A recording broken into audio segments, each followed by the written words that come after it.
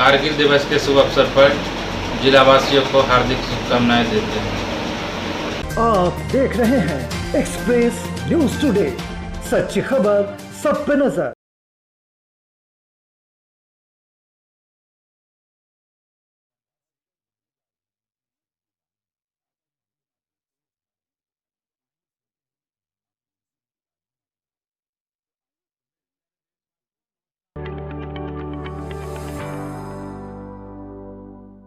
मेरे प्यारे देशवासियों, नमस्कार। आज 26 जुलाई है और आज का दिन बहुत खास है। आज कारगिल विजय दिवस है। 21 साल पहले आज के ही दिन कारगिल के युद्ध में हमारी सेना ने भारत की जीत का झंडा फहराया था। साथियों, कारगिल का युद्ध जिन परिस्थितियों में हुआ था, वो भारत कभी नहीं भूल सकता। पाकिस्तान ने बड़े बड़े मंसूबे पालकर भारत की भूमि हथियाने और अपने यहाँ चल रहे आंतरिक कलह से ध्यान भटकाने को लेकर दुस्साहस किया था। भारत तब पाकिस्तान से अच्छे संबंधों के लिए प्रयासरत था, लेकिन कहा जाता है ना, बैरू अकारन सब काहू सौ, जो कर हित अनहित ताहू सौ। यानी दुष्ट का स्वभाव ही होता है हर किसी से बिना वजह दुश्मनी करना। ऐसे स्वभाव के लोग जो हित करता है उसका भी नुकसान ही सोचते हैं। इसलिए भारत की मित्रता के जवाब में पाकिस्तान द्वारा पीठ में छुरा घोंपने की कोशिश हुई थी, लेकिन उसके बाद भारत की वीर सेना ने जो पराक्रम दिखाया, भारत ने अपनी जो ताकत दिखाई, उसे पूरी दुनिया ने देखा। आप कल्पना कर सकते हैं, ऊंचे पहाड़ों पर बैठा हुआ दुश्मन और नीचे से लड़ रही हमारी सेनाएं, हमारे वीर जवान। लेकिन जीत पहाड़ की ऊंचाई की नहीं, भारत की सेनाओं के ऊंचे हौसले और सच्ची वीरता की हुई। साथियों, उस समय मुझे भी करगिल जाने और हमारे जवानों की वीरता के दर्शन का सौभाग्य मिला। वो दिन मेरे जीवन के सबसे अनमोल क्षणों में से एक है। मैं देख रहा हूं कि आज देश भर में लोग कारगिल विजय को याद कर रहे हैं। सोशल मीडिया पर एक हैशटैग करेज इन करगिल के साथ लोग अपने वीरों को नमन कर रहे हैं। जो शहीद हुए हैं उन्हें श्रद्धांजलि दे रहे हैं। मैं आज सभी देशवासियों की तरफ से हमारे इन वीर जवानों के साथ साथ उन वीर माताओं को भी नमन करता हूं, जिन्होंने मां भारती के सच्चे सपूतों को जन्म दिया। मेरा देश के नौजवानों से आग्रह है कि आज दिन भर कारगिल विजय से जुड़े हमारे जाबाजों की कहानियां, वीर माताओं के त्याग के बारे में एक दूसरे को बताएं, शेयर करें। मैं साथियों आपसे एक आग्रह करता हूं। आज एक वेबसाइट है www.gallantryawards.gov.in। आप उसको जरूर विजिट करें। वहाँ आपको हमारे वीर पराक्रमी योद्धाओं के बारे में, उनके पराक्रम के बारे में बहुत सारी जानकारियाँ प्राप्त होगी। और वो जानकारियाँ जब आप अपने साथियों के साथ चर्चा करेंगे, उनके लिए भी प्रेरणा का कारण बनेगी। आप जरूर इस वेबसाइट को विजिट कीजिए और मैं तो कहूँगा बार बार कीजिए। साथियों, कारगिल युद्ध के समय अटल जी ने लाल किले से जो कहा था, वो आज भी हम सभी के लिए बहुत प्रासंगिक है। अटल जी ने तब देश को गांधी जी के एक मंत्र की याद दिलाई थी। महात्मा गांधी का मंत्र था कि यदि किसी को कभी कोई दुविधा हो कि उसे क्या करना क्या न करना, तो उसे भारत के सबसे गरीब और असहाय व्यक्ति के बारे में सोचना चाहिए। उसे ये सोचना चाहिए कि जो वो करने जा रहा है, उससे उस व्यक्ति की भलाई होगी या नहीं होगी। गांधी जी के इस विचार से आगे बढ़कर अटल जी ने कहा था कि करगिल युद्ध ने हमें एक दूसरा मंत्र दिया है, ये मंत्र था, कोई महत्वपूर्ण निर्णय लेने से पहले हम ये सोचें कि क्या हमारा ये कदम उस सैनिक के सम्मान के अनुरूप है जिसने उन दुर्गम पहाड़ियों में अपने प्राणों की आहुति दी थी।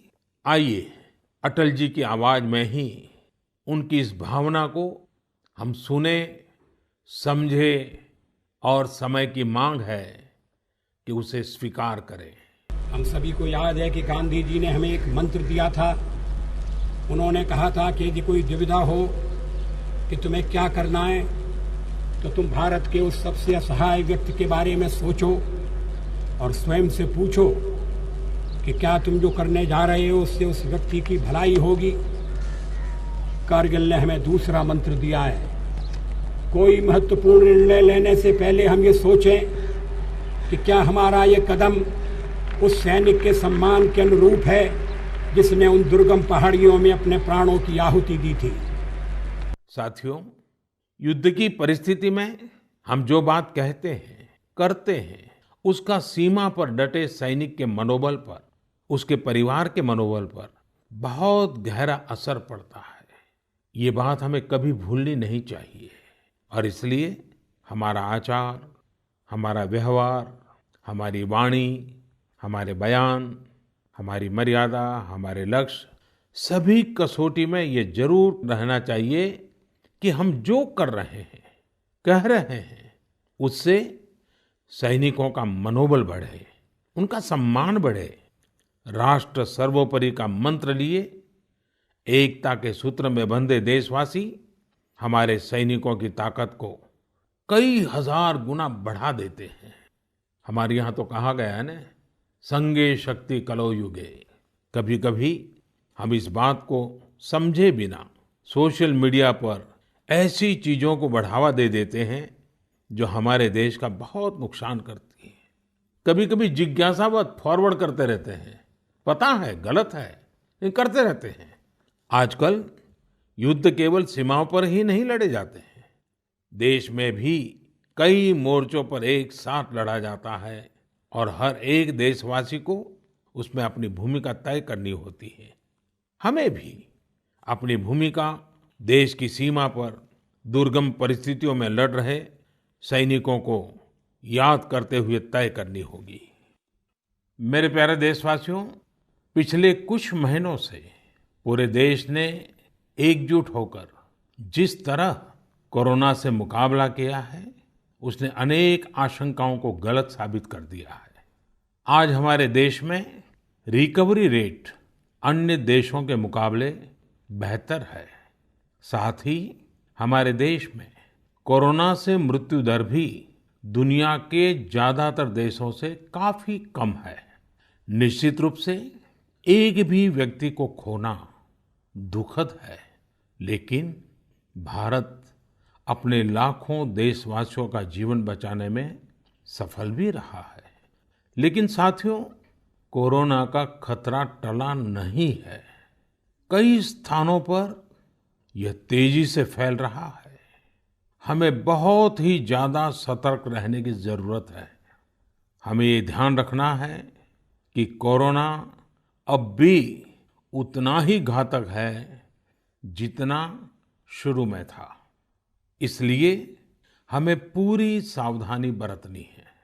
चेहरे पर मास्क लगाना या गमछे का उपयोग करना, 2 गज की दूरी, लगातार हाथ धोना, कहीं पर भी थूकना नहीं, साफ सफाई का पूरा ध्यान रखना, यही हमारे हथियार हैं जो हमें कोरोना से बचा सकते हैं। कभी कभी हमें मास्क से तकलीफ होती है और मन करता है कि चेहरे पर से मास्क हटा दें। बातचीत करना शुरू करते हैं, जब मास्क की जरूरत होती है ज्यादा, उसी समय मास्क हटा देते हैं।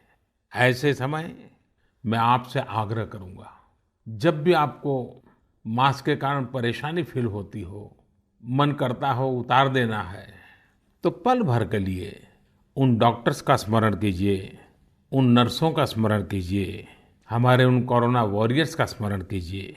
आप देखिए, वो मास्क पहन करके घंटों तक लगातार हम सबके जीवन को बचाने के लिए जुटे रहते हैं। 8-8, 10-10 घंटे तक मास्क पहने रखते हैं। क्या उनको तकलीफ नहीं होती होगी? थोड़ा सा उनका स्मरण कीजिए, आपको भी लगेगा कि हमें एक नागरिक के नाते इसमें जरा भी कोताही न बरतनी है, न किसी को बरतने देनी है। एक तरफ हमें कोरोना के खिलाफ लड़ाई को पूरी सजगता और सतर्कता के साथ लड़ना है, तो दूसरी ओर कठोर मेहनत से व्यवसाय, नौकरी, पढ़ाई, जो भी कर्तव्य हम निभाते हैं उसमें गति लानी है, उसको भी नई ऊंचाई पर ले जाना है। साथियों, कोरोना काल में तो हमारे ग्रामीण क्षेत्रों ने पूरे देश को दिशा दिखाई है। गांवों से स्थानीय नागरिकों के, ग्राम पंचायतों के अनेक अच्छे प्रयास लगातार सामने आ रहे हैं। जम्मू में एक गांव त्रेवा ग्राम पंचायत है। वहां की सरपंच हैं बलबीर कौर जी। मुझे बताया गया कि बलबीर कौर जी ने अपनी पंचायत में 30 बेड का एक क्वारंटाइन सेंटर बनवाया। पंचायत आने वाले रास्तों पर पानी की व्यवस्था की, लोगों को हाथ धोने में कोई दिक्कत ना हो इसका इंतजाम करवाया। इतना ही नहीं, ये बलबीर कौर जी खुद अपने कंधे पर स्प्रे पंप टांग कर वॉलंटियर्स के साथ मिलकर पूरी पंचायत में, आसपास के क्षेत्र में सैनिटाइजेशन का काम भी करती हैं। ऐसी ही एक और कश्मीरी महिला सरपंच है गांदरबल के चौंटलीवार की जैतूना बेगम। जैतूना बेगम जी ने तय किया कि उनकी पंचायत कोरोना के खिलाफ जंग लड़ेगी और कमाई के लिए अवसर भी पैदा करेगी। उन्होंने पूरे इलाके में फ्री मास्क बांटे, फ्री राशन बांटा। साथ ही उन्होंने लोगों को फसलों के बीज और सेब के पौधे भी दिए ताकि लोगों को खेती में, बागवानी में दिक्कत ना आए। साथियों, कश्मीर से एक और प्रेरक घटना है। यहाँ अनंतनाग में म्युनिसिपल प्रेसिडेंट है श्रीमान मोहम्मद इकबाल। उन्हें अपने इलाके में सैनिटाइजेशन के लिए स्प्रेयर की जरूरत थी। उन्होंने जानकारी जुटाई तो पता चला कि मशीन दूसरे शहर से लानी पड़ेगी और कीमत भी होगी 6 लाख रुपए। तो श्रीमान इकबाल जी ने खुद ही प्रयास करके अपने आप स्प्रेयर मशीन बना ली और वो भी केवल 50,000 रुपये में। ऐसे कितने ही और उदाहरण हैं। पूरे देश में कोने कोने में ऐसी कई प्रेरक घटनाएं रोज सामने आती हैं। ये सभी अभिनंदन के अधिकारी हैं।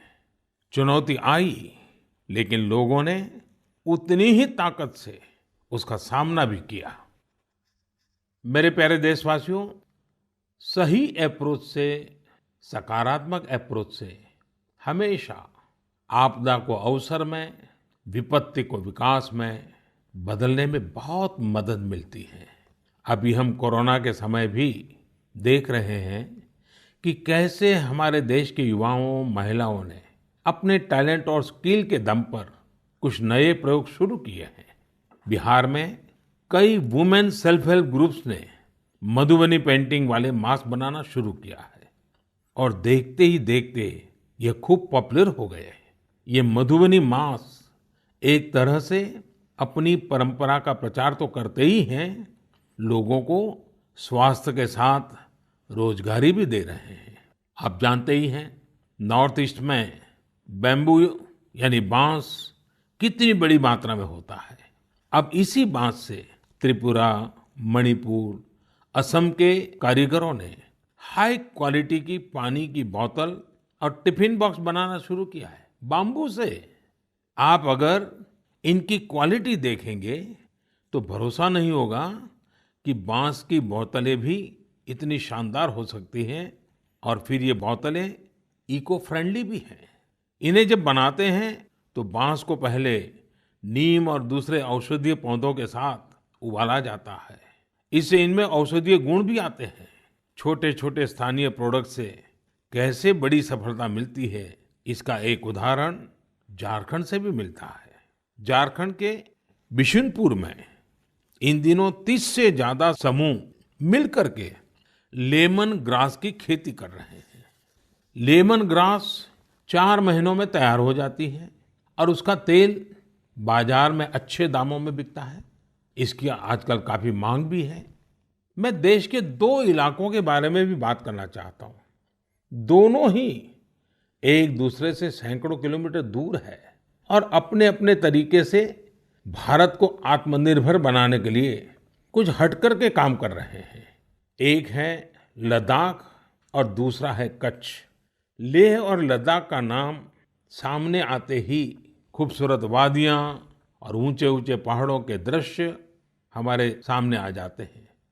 ताजी हवा के झोंके महसूस होने लगते हैं।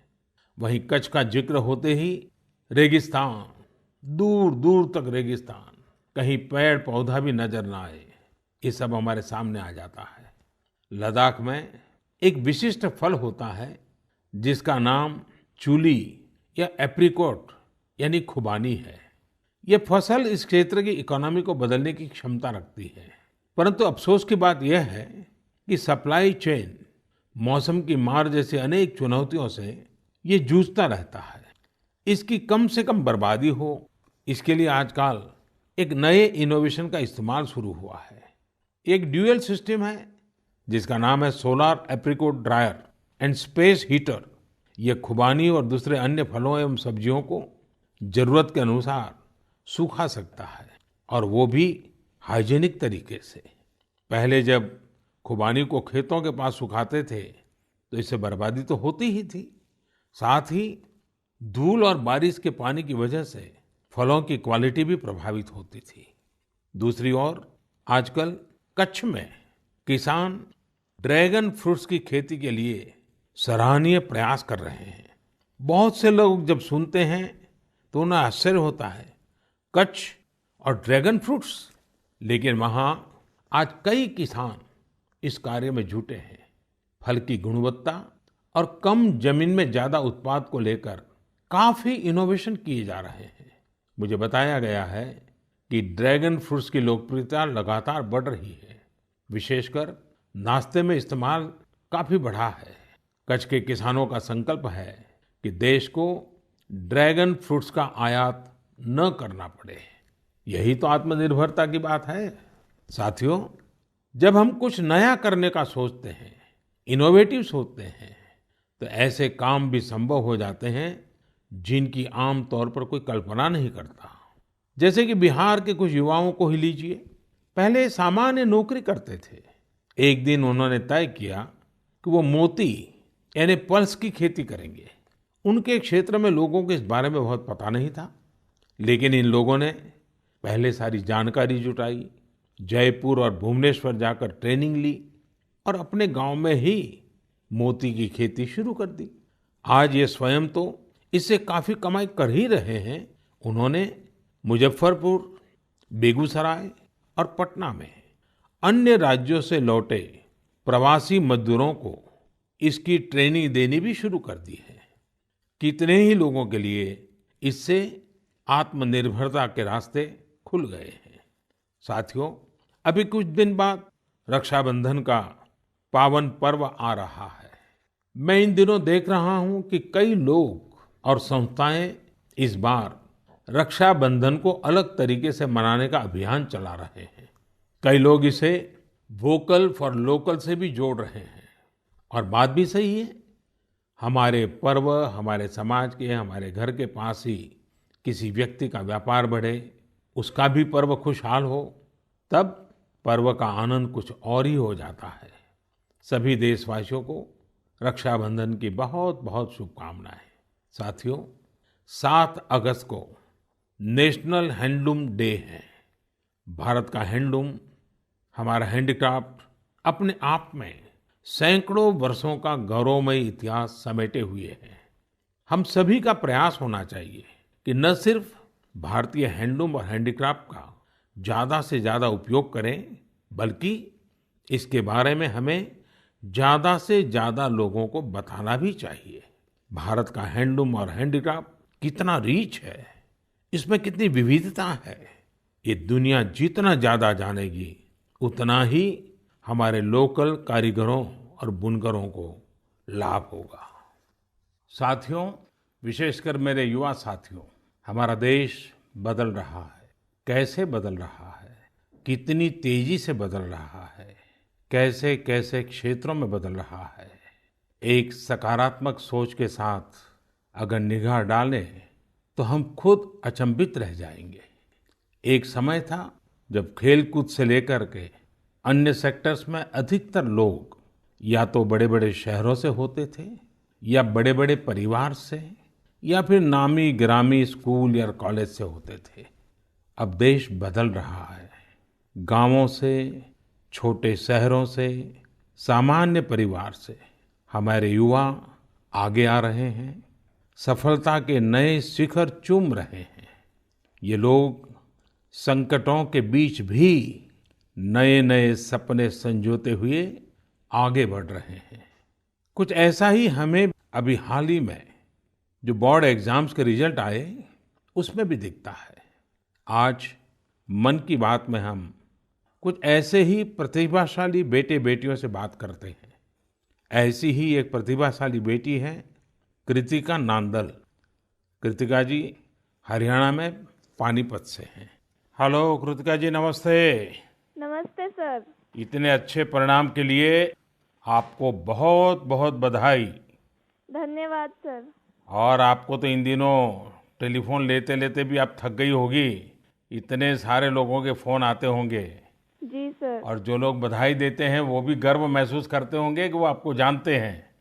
आपको कैसा लग रहा है? सर बहुत अच्छा लग रहा है। पेरेंट्स को प्राउड फील करा के खुद को भी इतना प्राउड फील हो रहा है। अच्छा, ये बताइए कि आपकी सबसे बड़ी प्रेरणा कौन है?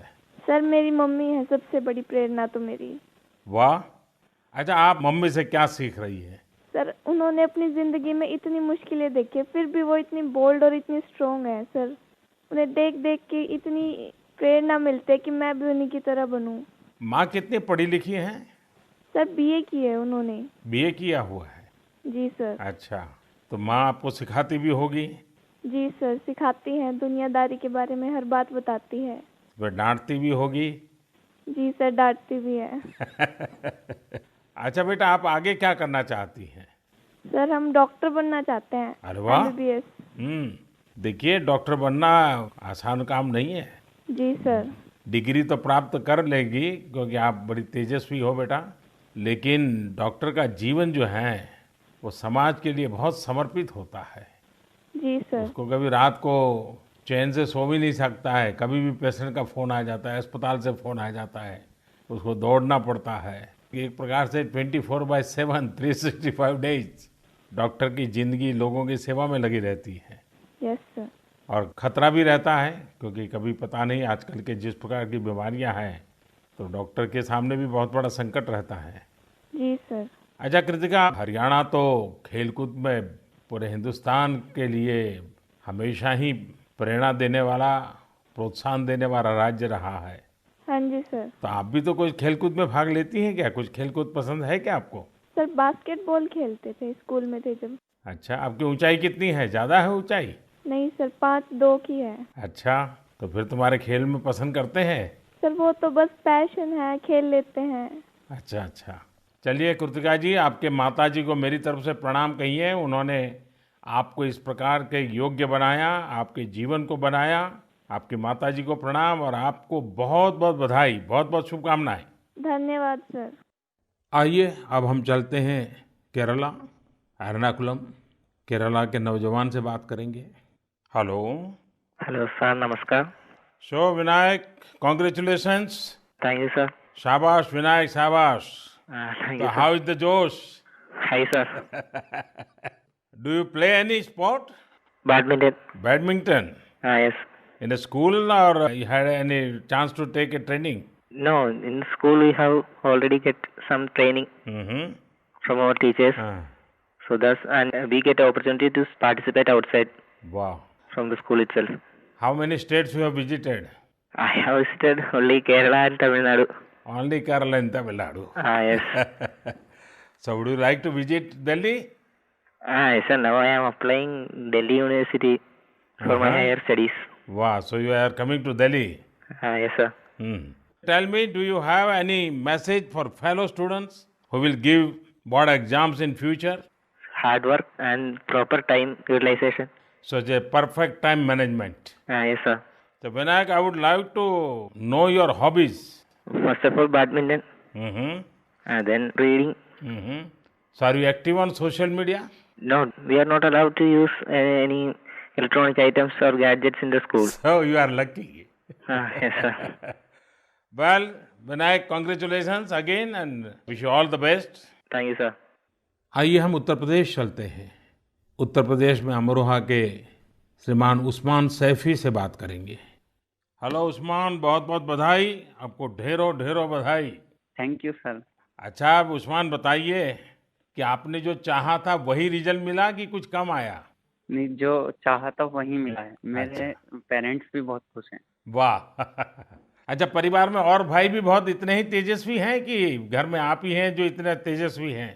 सिर्फ मैं ही हूँ। मेरा भाई वो थोड़ा सा शरारती है, हाँ। बाकी मुझे लेकर बहुत खुश रहता है। अच्छा अच्छा अच्छा, आप जब पढ़ रहे थे तो उस्मान आपका पसंदीदा विषय क्या था?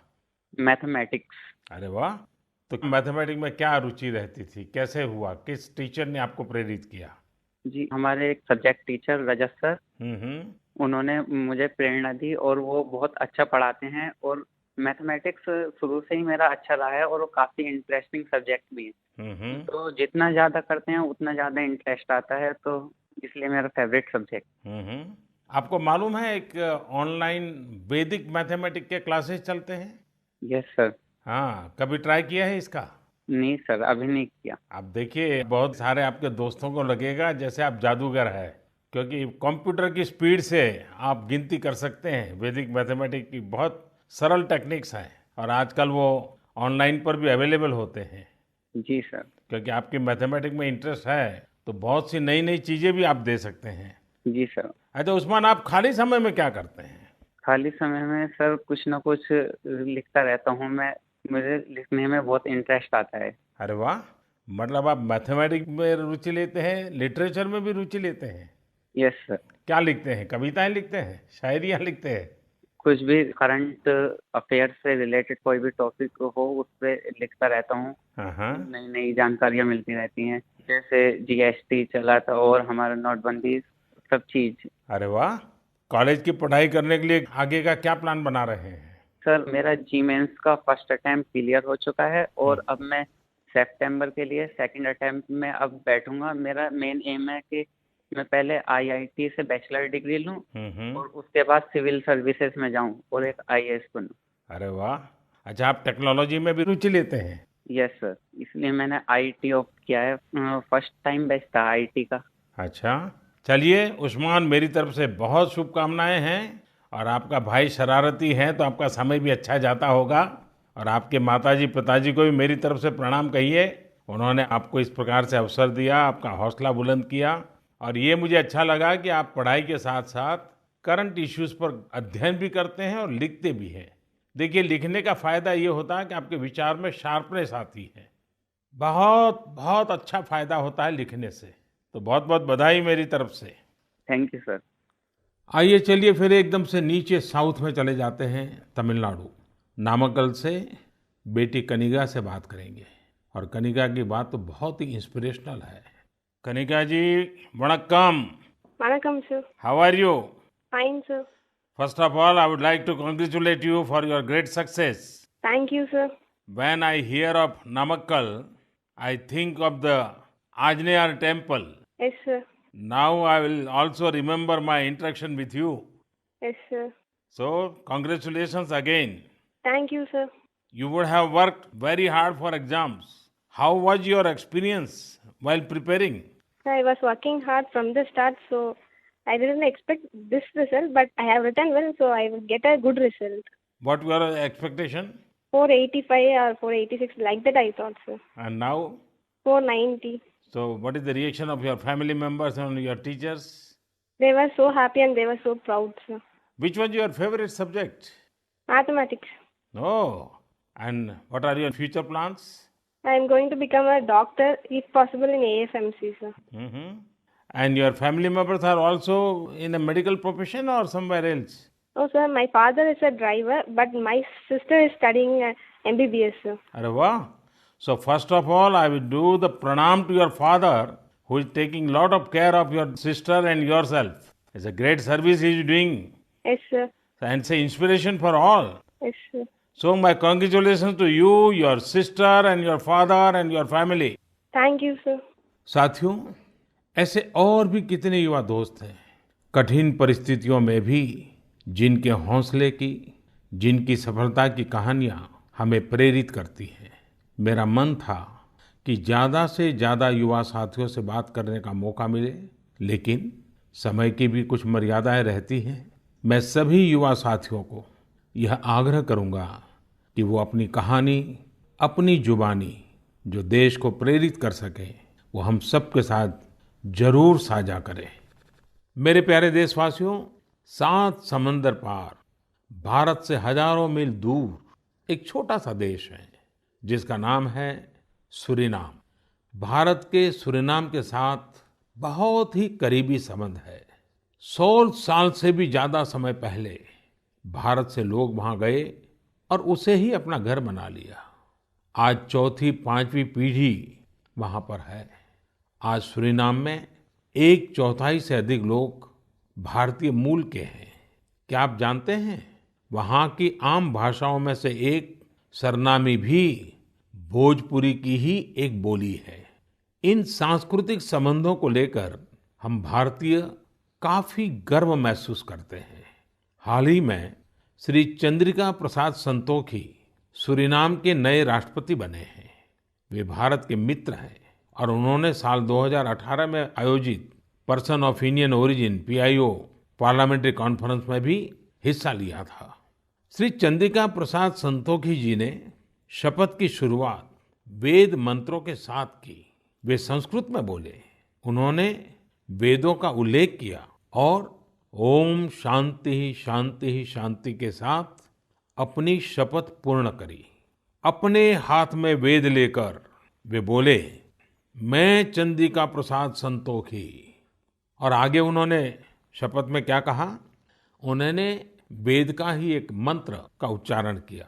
उन्होंने कहा, ओम अग्ने व्रतपते व्रतम चरिष्यामि तच्छकेयम तन्मे रद्यताम इदमहम नुतात सत्यमुपैमि।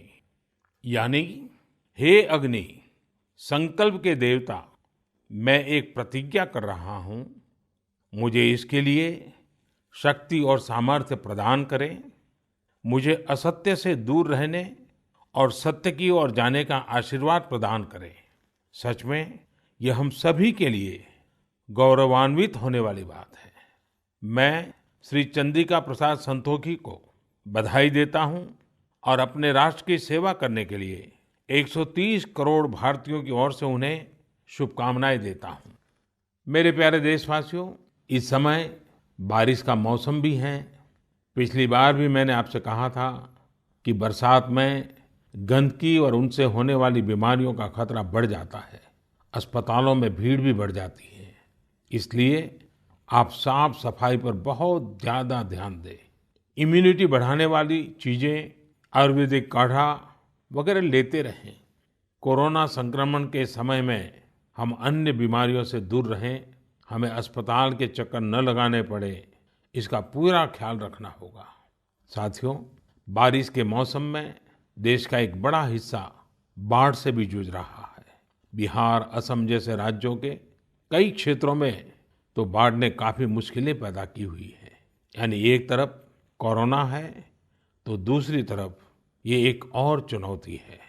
ऐसे में सभी सरकारें, NDRF की टीमें, राज्य की आपदा नियंत्रण टीमें, स्वयंसेवी संस्थाएं सब एक साथ मिलकर जुटे हुए हैं। हर तरह से राहत और बचाव के काम कर रहे हैं। इस आपदा से प्रभावित सभी लोगों के साथ पूरा देश खड़ा है। साथियों, अगली बार जब हम मन की बात में मिलेंगे, उसके पहले ही 15 अगस्त भी आने वाला है। इस बार 15 अगस्त भी अलग परिस्थितियों में होगा, कोरोना महामारी की इस आपदा के बीच होगा। मेरा अपने युवाओं से, सभी देशवासियों से अनुरोध है कि हम स्वतंत्रता दिवस पर महामारी से आजादी का संकल्प लें, आत्मनिर्भर भारत का संकल्प लें, कुछ नया सीखने और सिखाने का संकल्प लें, अपने कर्तव्यों के पालन का संकल्प लें। हमारा देश आज जिस ऊंचाई पर है, वो कई ऐसी महान विभूतियों की तपस्या की वजह से हैं जिन्होंने राष्ट्र निर्माण के लिए अपना जीवन समर्पित कर दिया। उन्हीं महान विभूतियों में से एक है लोकमान्य तिलक। 1 अगस्त 2020 को लोकमान्य तिलक जी की 100वीं पुण्यतिथि है। लोकमान्य तिलक जी का जीवन हम सभी के लिए बहुत बड़ी प्रेरणा है, हम सभी को बहुत कुछ सिखाता है। अगली बार जब हम मिलेंगे तो फिर ढेर सारी बातें करेंगे, मिलकर कुछ नया सीखेंगे और सबके साथ साझा करेंगे। आप सब अपना ख्याल रखिए, अपने परिवार का ख्याल रखिए और स्वस्थ रहिए। सभी देशवासियों को आने वाले सभी पर्वों की बहुत बहुत शुभकामनाएं।